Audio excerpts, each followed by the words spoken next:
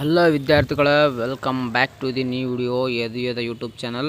ಈ ಒಂದು ವಿಡಿಯೋದಲ್ಲಿ ಒಬ್ಬ ವಿದ್ಯಾರ್ಥಿ ಮಿಸ್ಟೇಕ್ ಮಾಡಿರೋದು ಹಾಗೂ ಈ ಒಂದು ಮಿಸ್ಟೇಕ್ಸ್ ಯಾಕೆ ತುಂಬ ಸ್ಟೂಡೆಂಟ್ಸ್ ಮಾಡ್ತಾಯಿದ್ದಾರೆ, ಆ ಮಿಸ್ಟೇಕ್ಸನ್ನು ಯಾರು ಕೂಡ ಮಾಡಬಾರ್ದು ಅಂತ ಈ ವಿಡಿಯೋನ ನಾನು ಒಂದು ಮನವರಿಕೆಯಿಂದ ತಿಳಿಸ್ಬೇಕಂತ ವಿಡಿಯೋ ಮಾಡ್ತೀನಿ.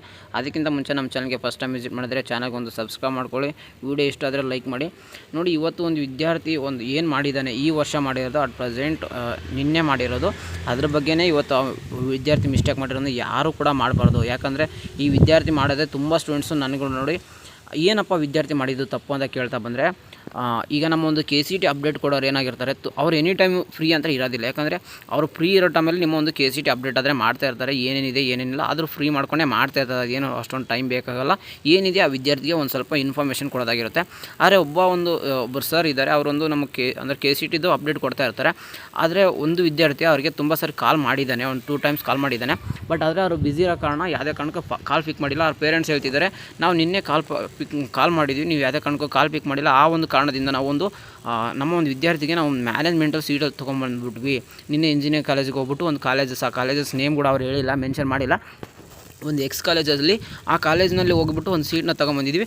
ಆ ಕಾಲೇಜ್ದು ನೀವು ಮ್ಯಾನೇಜ್ಮೆಂಟು ಸೀಟು ಫೀಸ್ ಎಲ್ಲ ಕೇಳಿದ್ರೆ, ಮತ್ತು ಆ ವಿದ್ಯಾರ್ಥಿ ಕೂಡ ರ್ಯಾಂಕು ಮತ್ತು ನಿಮ್ಮ ಒಂದು ರಿಸರ್ವೇಷನ್ ಬಗ್ಗೆ ಕೇಳಿದ್ರೆ ನಿಮಗೂ ಕೂಡ ತುಂಬಾ ಒಂದು ಬೇಸರವಾದ ಡಿಸಿಷನ್ ಅಂತ ನಾವು ಹೇಳ್ಬೋದು. ವೆರಿ ಬ್ಯಾಡ್ ಡಿಸಿಷನ್ ಅಂತ ಹೇಳ್ಬೋದು ಈ ಇಯರಲ್ಲಿ.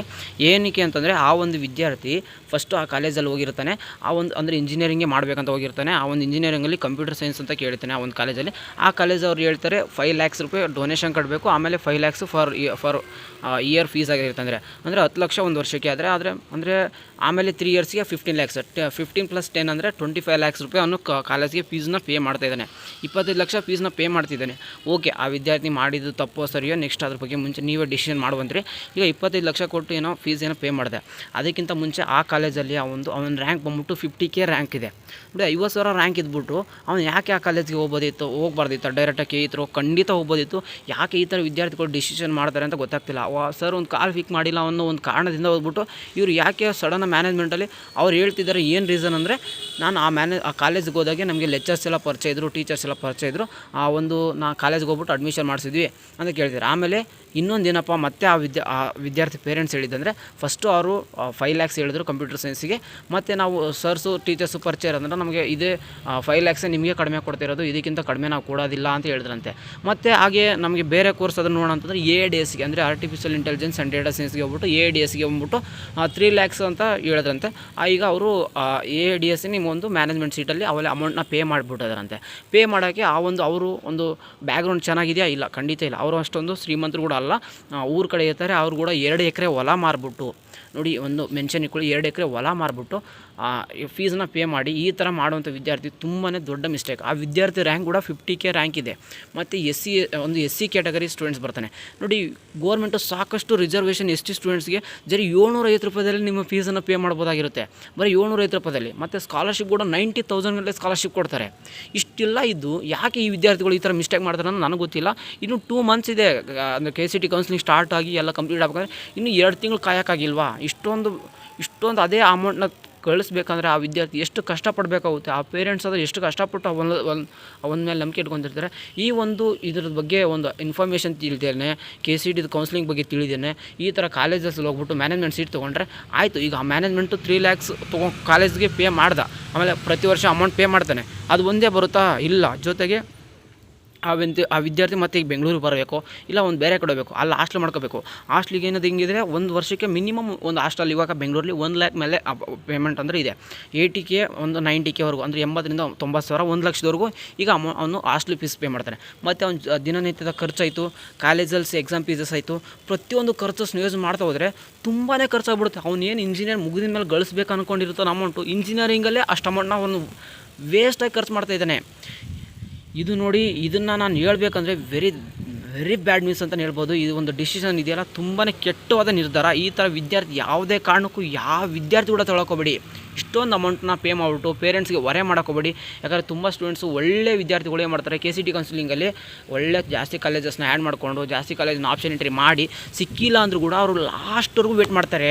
ಇದು ತುಂಬಾ ಪೇಷನ್ಸ್ ಅನ್ನೋದು ನಾನು ಪ್ರತಿಯೊಂದು ವೀಡಿಯೋದಲ್ಲಿ ಹೇಳ್ತೀನಿ. ನಿಮಗೆ ಪೇಷನ್ಸ್ ತುಂಬಾ ಇಂಪಾರ್ಟೆಂಟು. ಯಾಕಂದರೆ ನೆಕ್ಸ್ಟ್ ನಿಮ್ಮ ಒಂದು KCT ಕೌನ್ಸಿಲಿಂಗ್ ಟೈಮಲ್ಲಿ ಒಂದು ಕಾಲೇಜಸ್ ಈಗ ಮ್ಯಾನೇಜ್ಮೆಂಟವ್ರು ಹೇಳ್ತಾರೆ ಖಂಡಿತ, ಯಾಕಂದರೆ ನಾವು ತುಂಬ ಕಾಲೇಜಸ್ ಬಗ್ಗೆ ನೋಡ್ತೀವಿ. ಅವ್ರ ಕಾಲೇಜ್ ಪ್ರಮೋಷನ್ಸ್ಗೋಸ್ಕರ ಮ್ಯಾನೇಜ್ಮೆಂಟ್ ಸೀಟ್ ತುಂಬಿಡಲಿ ಅನ್ನೋಕ್ಕೋಸ್ಕರ ನಮಗೆ ಸೀಟ್ ಕಡಿಮೆ ಇದ್ದಾವೆ, ಬೇಗನೆ ಅಡ್ಮಿಷನ್ ಮಾಡ್ಕೊಳ್ಳಿ, ಆಮೇಲೆ ಸೀಟ್ ಸಿಗೋದಿಲ್ಲ ಅಂತ ಒಂದು ಪೇರೆಂಟ್ಸ್ಗೆ ಸುಮ್ಮನೆ ವಾರ್ನಿಂಗ್ ಥರ ಡೇಂಜರ್ಸ್ ಥರ ಕೊಟ್ಕೊಂಡು ಅವರೊಂದು ಸ್ಕ್ಯಾಮ್ ಮಾಡ್ತಾ ಇದ್ದಾರೆ ಪೇರೆಂಟ್ಸ್ಗೆ. ಬಟ್ ಪೇರೆಂಟ್ಸ್ ಆಯಿತು ಮತ್ತು ನಮ್ಮ ಸ್ಟೂಡೆಂಟ್ಸ್ ಯಾರು ನೋಡ್ತಿದ್ದಾರೆ, ಯಾವುದೇ ಕಾರಣಕ್ಕೂ ಆ ಥರ ಸ್ಕ್ಯಾಮ್ಗೆ ಒಳಗಾಗಕ್ಕೆ ಹೋಗಬೇಡಿ ಅಂತ ನಾನು ಹೇಳ್ತಿದ್ದೀನಿ. ಯಾಕಂದರೆ ನಿಮ್ಮ ಒಂದು KEದಲ್ಲಿ ಬರುವಂಥ ಸೀಟ್ಸು 45% KE ಥ್ರೂನೇ ಹೋಗಬೇಕು, ಎಲ್ಲಿ ಹೋಗಲ್ಲ ಸೀಟ್, ಆಯಿತಾ? ಅರ್ಥ ಮಾಡ್ಕೊಳ್ಳಿ ಎಲ್ಲರೂ, ಪ್ರತಿಯೊಂದು ವಿದ್ಯಾರ್ಥಿಗೆ KE ಥ್ರೂ 45% ಸೀಟ್ ಹೋಗಬೇಕು. ಆದರೆ ಮತ್ತು ಅಲ್ಲಿ ನಿಮಗೆ ಒಂದು ಸೀಟ್ ಮ್ಯಾಟ್ರಿಕ್ಸ್ ಅಂತ ಬಿಡ್ತಾರಲ್ಲ, ಮತ್ತು ನಿಮಗೆ ಸರೆಂಡರ್ ಸೀಟ್ಸ್ ಅಂತ ಮತ್ತೆ ಬರ್ತವೆ. ಇದ್ರ ಬಗ್ಗೆ ಯಾರು ಹೇಳಲ್ಲ, ಯೂಟ್ಯೂಬರ್ಸ್ ಕೂಡ ಇದ್ರ ಬಗ್ಗೆ ಒಂದು ಸ್ವಲ್ಪ ಎಲ್ಲರಿಗೂ ಅರಿವು ಮೂಡಿಸಿ. ಯಾಕಂದ್ರೆ ನನ್ನ ಕಡೆಯಿಂದ ಎಷ್ಟಾಗುತ್ತೆ ಅಷ್ಟು ನಾನು ವಿದ್ಯಾರ್ಥಿಗಳಿಗೆ ಹೆಲ್ಪ್ ಮಾಡ್ತಾಯಿದ್ದೀನಿ. ಬಟ್ ಬೇರೆ ಒಂದು ಯೂಟ್ಯೂಬರ್ಸ್ ಕೂಡ ಇದ್ರ ಬಗ್ಗೆ ಒಂದು ಸ್ವಲ್ಪ ವಿದ್ಯಾರ್ಥಿಗಳಿಗೆ ಮನವಿ ಮಾಡಿ ಅಂತ ಹೇಳ್ತೀನಿ. ಯಾಕಂದರೆ ಸರೆಂಡರ್ ಸೀಟ್ಸ್ ಅಂತಂದರೆ ಕಾಲೇಜಸಲ್ಲಿ ಮ್ಯಾನೇಜ್ಮೆಂಟ್ ಕೂಡ ಸೀಟ್ ಫಿಲ್ ಆಗೋಲ್ಲ. ನೀವು ಅಂದ್ಕೊಂಡಿದ್ರೆ ಮ್ಯಾನೇಜ್ಮೆಂಟಲ್ಲಿ ಸೀಟೇ ಎಷ್ಟು ಇರ್ತವೆ, ಫಿಲ್ ಆಗಿಬಿಡ್ತವೆ, ಮತ್ತು ನಮಗೆ ಸೀಟ್ ಸಿಗೋಲ್ಲ. ಇದು ಶುದ್ಧ ಸುಳ್ಳು. ಕಾಲೇಜರ್ಸು ತಮ್ಮ ಒಂದು ಸ್ಕ್ಯಾಮು, ತಮ್ಮ ಒಂದು ರೆಪ್ಯುಟೇಷನ್ ಏನೋ ಒಂದು ಮಾಡಬೇಕಂತ ಒಟ್ಟಿನಲ್ಲಿ ಈ ಥರ ಸೀಟ್ ಸಿಗೋಲ್ಲ ವಿದ್ಯಾರ್ಥಿಗಳಿಗೆ ಅಂತಂದು ಬೇಗನೆ ತಮ್ಮ ಸೀಟ್ ಎಷ್ಟಿದೆ ಅಷ್ಟು ಹಣನ ಬಾಚ್ಕೊಂಬೋಣ ಒಂದು ಎಲ್ಲ ಕಾಲೇಜಸಲ್ಲಿ ಈ ಟೈಮಲ್ಲಿ ಎಲ್ಲ ಇದ್ದಾರೆ ನೋಡಿ. ಎಲ್ಲರಿಗೂ ಹೇಳೋದೇನೆಂದರೆ ಮ್ಯಾನೇಜ್ಮೆಂಟ್ ಸೀಟು 100% ಎಲ್ಲ ಕಾಲೇಜಲ್ಲಿ ಇರ್ತವೆ. ಲಾಸ್ಟ್ ಎಂಡ್ ಟೈಮಲ್ಲಿ ಪೂರ್ತಿ ನನಗೆ ಯಾವುದೇ ಕಾಲೇಜ್ ಸೀಟೇ ಸಿಗೋಲ್ಲ ಅನ್ನೋ ವಿದ್ಯಾರ್ಥಿಗಳು ಲಾಸ್ಟ್ ಕೌನ್ಸಿಲಿಂಗ್ ಮುಗಿದ ಮೇಲೆ ಕೂಡ ನೀವು ಅಡ್ಮಿಷನ್ ಆಗ್ಬೋದಾಗಿರುತ್ತೆ. ಯಾಕಂದರೆ ಅಲ್ಲಿ ಹೋಗ್ತಿರೋದೇ ಮ್ಯಾನೇಜ್ಮೆಂಟು, ಯಾವಾಗ ಅಮೌಂಟ್ ಕೊಟ್ಟರು ನಿಮ್ಮ ಕಾಲೇಜಸ್ ಬನ್ನಿ ಅಂತಾರೆ. ಇದನ್ನು ಒಂದು ಎಲ್ಲ ನೆನ್ಪಿಟ್ಕೊಳ್ಳಿ. ನಿಮಗೆ ಸರೆಂಡರ್ ಸೀಟ್ಸ್ ಅಂದರೆ ಅವಾಗ ನಮಗೆ KEದವರಿಗೆ ಕೊಡ್ತಾರೆ, ಏನು 45% ಇದೆ, ಇನ್ನೂ ಸ್ವಲ್ಪ ಒಂದು 10% 5% ಆ್ಯಡ್ ಮಾಡಿಬಿಟ್ಟು ಇಷ್ಟು ಕಾಲೇಜಸ್ನ ನಮ್ಮ ಕಾಲೇಜಸ್ಗೆ ಸೀಟ್ ಸಿಕ್ಕಿಲ್ಲ, ಆ್ಯಡ್ ಮಾಡಿ, ಮ್ಯಾನೇಜ್ಮೆಂಟಲ್ಲಿ ಕೂಡ ಸೀಟ್ ಸಿಕ್ಕಿಲ್ಲ, KEದವರೇ ನೀವು ನಮಗೆ ಒಂದು ಸ್ವಲ್ಪ ಆ್ಯಡ್ ಮಾಡಿ, ನಮ್ಮ KCT ಕೌನ್ಸಿಲಿಂಗಲ್ಲಿ ಮತ್ತೆ ಆ ಸೀಟ್ಸ್ನ ಆ್ಯಡ್ ಮಾಡ್ತಾರೆ. ಅದು ಥರ್ಡ್ ಇಲ್ಲ ಸೆಕೆಂಡ್ ಎಕ್ಸ್ಟೆಂಡ್ ರೌಂಡ್ ಇಲ್ಲ ಸೆಕೆಂಡ್ ರೌಂಡಲ್ಲಿ ಸಿಗುತ್ತೆ. ಅದಕ್ಕೆ ಹೇಳೋದು ವಿದ್ಯಾರ್ಥಿಗಳಿಗೆ ನಿಮಗೆ ಪೇಷನ್ಸ್ ಅನ್ನೋದು ತುಂಬಾ ಇಂಪಾರ್ಟೆಂಟ್, ಆಯಿತಾ? ಈಗ ಆ ಒಂದು ವಿದ್ಯಾರ್ಥಿ ಮಾಡ್ದ ನೋಡಿ, ಈಗ 3 lakhs ADS ಕೋರ್ಸ್ ಅಂದ್ಕೊಂಡು ಅವ್ನಿಗೆ ಆ ಕೋರ್ಸ್ ಬೇಕಿತ್ತೋ ಬೇಡ ಅದು ಕೂಡ ಗೊತ್ತಿಲ್ಲ ಅವನಿಗೆ. ಸುಮ್ಮನೆ ಈಗ ಒಟ್ಟಿನ ಸೀಟ್ ಸಿಗುತ್ತೆ ಇಲ್ಲ, ಒಂದು ಬೈಕ್ ಹೋಗ್ಬಿಟ್ಟು ಸೀಟ್ ತೊಗೊಂಡ. ಫಸ್ಟ್ ಆಫ್ ಆಲ್ ಅವನು SC ಕ್ಯಾಟಗರಿ, ಅದು ಕೇಳಿದ್ರೆ ಇನ್ನೂ ಬೇಜಾರಾಯಿತು. ಯಾಕಂದರೆ ತುಂಬ ರಿಸರ್ವೇಷನ್ ಸಿಗುತ್ತೆ SC ಕ್ಯಾಸ್ಟ್ ಕ್ಯಾಟಗರಿಯಲ್ಲಿರೋವಂಥವ್ರಿಗೆ. ಯಾಕಂದರೆ ಅವರು ಒಂದು ಫೀಸ್ ಪೇಮೆಂಟ್ ಬಂದ್ಬಿಟ್ಟು ಇಂಜಿನಿಯರಿಂಗ್ಲಿ ಬರೀ 750 ರೂಪೀಸ್ ಇರುತ್ತೆ. ಇದ್ರ ಹೇಳಿದ್ರೆ ನಿಮಗೆ ತುಂಬಾ ಬೇಜಾರಾಗುತ್ತೆ. ಬರೀ 750 ರೂಪಾಯಿ ಇರುತ್ತೆ ವಿದ್ಯಾರ್ಥಿಗಳು. ಇಷ್ಟೆಲ್ಲ ಇದು ಯಾಕೆ ಒಂದು ರಿಸರ್ವೇಷನ್ ಕ್ಲೈಮ್ ಮಾಡ್ದಿಲ್ಲೇ, ಈ ಒಂದು ಇನ್ಕಮ್ ಸರ್ಟಿಫಿಕೇಟ್ ದಿಲ್ಲಾರೇ ಅಲ್ಲಿ ಹೋಗ್ಬಿಟ್ಟು ಆ ಥರ ಕಾಲೇಜಸ್ಗೆ ಅಡ್ಮಿಷನ್ ಆಗ್ತಿದ್ದಾರೋ ನನಗಂತೂ ಗೊತ್ತಿಲ್ಲ.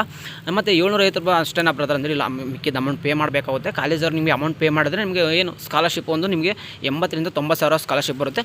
ಅದನ್ನು ನೀವೇ ಇಟ್ಕೋಬೋದು. ಇಲ್ಲಾಂದರೆ ನಾನು ಅಮೌಂಟ್ ಪೇ ಮಾಡಲ್ಲ, ಸ್ಕಾಲರ್ಶಿಪ್ ಬಂದಾಗ ಅಮೌಂಟ್ ಪೇ ಮಾಡಿದೆ ಅಂದ್ರೆ ಕಾಲೇಜಸ್ ಓಕೆ ಅಂತವೆ. ಅದು KEದಲ್ಲಿ ಕೂಡ ರೂಲ್ಸ್ ಇದೆ. ಆ ಥರ ಏನಾದರೂ ಕಾಲೇಜಸ್ ಬಂದರೆ ನಮಗೆ ಹೆಸರು ತೊಗೊಂಬನ್ನಿ, ಆ ಕಾಲೇಜ್ ಬಗ್ಗೆ ಆ್ಯಕ್ಷನ್ ತೊಗೋಬೋದಾಗಿರುತ್ತೆ. ಯಾವಾಗ ನಿಮಗೆ ಒಂದು ಕಾಲೇಜಸ್ ಫೀಸ್ ಪೇ ಮಾಡಿ ಅಂತಂದು ನಿಮಗೊಂದು ಯಾರಾದರೂ ಒಂದು ಕಂಪಲ್ಸರಿ ಅಂತಂದು ನಿಮಗೆ ಆ್ಯಕ್ಷನ್ ತೊಗೊಂತಿದ್ರೆ ಆ ಒಂದು ಕಾಲೇಜಸ್ ಬಗ್ಗೆ ನಾವು ಬೇಕಾದ್ರೆ ನೆಕ್ಸ್ಟ್ ಆ್ಯಕ್ಷನ್ ತೊಗೊಳ್ಳೋಣ. ನಿಮಗೆ ಕಾಲೇಜಸ್ ಅಡ್ಮಿಷನ್ ಆದ ತಕ್ಷಣ SC ST ಸ್ಟೂಡೆಂಟ್ಗೆ ಮಾತ್ರ ಫೀಸ್ ಪೇ ಮಾಡೋಕ್ಕೆ ಹೇಳಲ್ಲ. ಮಿನಿಮಮ್ ಅಮೌಂಟ್ ನಿಮ್ಮ ಹತ್ರ ಎಷ್ಟಿದೆ ಪೇ ಮಾಡಿ, ಆಮೇಲೆ ಸ್ಕಾಲರ್ಶಿಪ್ ಬರುವಂಥ ಅಮೌಂಟ್ನ ಕಾಲೇಜಸ್ ಕೊಡಿ ಅಂತಾರೆ. 750 ರೂಪಾಯಿ 750 ರೂಪಾಯಿ ಸ್ಕಾಲರ್ಶಿಪ್ ಅಮೌಂಟ್ನ ಪೇ ಮಾಡಬೇಕಾಗಿರುತ್ತೆ SC ST ಸ್ಟೂಡೆಂಟ್ಸು.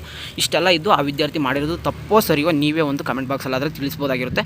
ಎಲ್ಲ ವಿದ್ಯಾರ್ಥಿ ಹೇಳ್ತೀನಿ ನಾನು, ಯಾವ ಒಂದು ಕ್ಯಾಟಗರಿ ಅದ ಬರಲಿ, SC ST ಆಗಿರಲಿ, ಜನರಲ್ ಕ್ಯಾಟಗರಿ ಆಗಿರಲಿ, ನಿಮಗೆ ಪೇಷನ್ಸ್ ತುಂಬ ಇಂಪಾರ್ಟು, ನಿಮ್ಮ ಎಫರ್ಟ್ಸ್ ಅಂದರೆ ತುಂಬ ಇಂಪಾರ್ಟೆಂಟ್ಸು. ಬಟ್ ನೀವು ಯಾವುದೇ ಕಾರಣಕ್ಕೂ ಯಾರ್ಯಾರ್ದು ತಲೆ ಕೆಡ್ಸ್ಕೊಬೇಡಿ, ಎಲ್ಲರಿಗೂ ಸೀಟ್ ಸಿಗುತ್ತೆ. ಯಾಕಂದರೆ ಪ್ರತಿ ವರ್ಷ ಸೀಟ್ ಜಾಸ್ತಿ ಆಗ್ತಿದ್ದಾವೆ, ಇಂಜಿನಿಯರ್ ಕಾಲೇಜಸ್ ಕೂಡ ಹ್ಯಾಡ್ ಆಗ್ತಿದ್ದಾವೆ. ಈ ಒಂದು ಕಾರಣದಿಂದ ಮತ್ತೆ ಕೋರ್ಸಸ್ ಕೂಡ ಜಾಸ್ತಿ ಮಾಡ್ತಿದ್ದಾರೆ, ಬ್ರಾಂಚಸ್ ಜಾಸ್ತಿ ಮಾಡ್ತಿದ್ದಾರೆ. ಎಲ್ಲ ವಿದ್ಯಾರ್ಥಿಗಳು ಸೀಟ್ ಸಿಗುವಂಥ ತುಂಬ ಸಾಧ್ಯತೆ ಇರುತ್ತೆ. ಎಷ್ಟಾಗುತ್ತೋ ಅಷ್ಟು KE ಥ್ರೂ ನೀವು ಸೀಟ್ ಅದರ ತೊಗೊಳ್ಳಿ. ಮ್ಯಾನೇಜ್ಮೆಂಟಲ್ಲಿ ತೊಗೊಂಡ್ರೆ ಅಂದರೆ ನಿಮ್ಗೆ ಆಗುವಂಥ ಮುಂದೆ ತುಂಬ ನಷ್ಟ ಅನುಭವಿಸ್ತೀರ. ಯಾಕಂದರೆ ಇಲ್ಲೇ ನಿಮಗೆ ಫೀಸ್ ಪೇ ಮಾಡೋದು ತುಂಬ ಕಷ್ಟ ಆಗಿರುತ್ತೆ.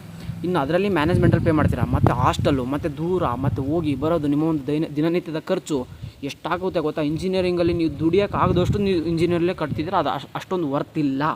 ಯಾಕಂದರೆ ಐ ಆಮ್ ಇಂಜಿನಿಯರ್, ಇಷ್ಟೊಂದು ಅಮೌಂಟ್ ಪೇ ಮಾಡಿದ್ರೆ ಮುಂದೆ ನೀವು ಹೆವಿ ಅಂದರೆ ಹಾರ್ಡ್ ವರ್ಕ್ ಮಾಡಲೇಬೇಕಾಗಿರುತ್ತೆ.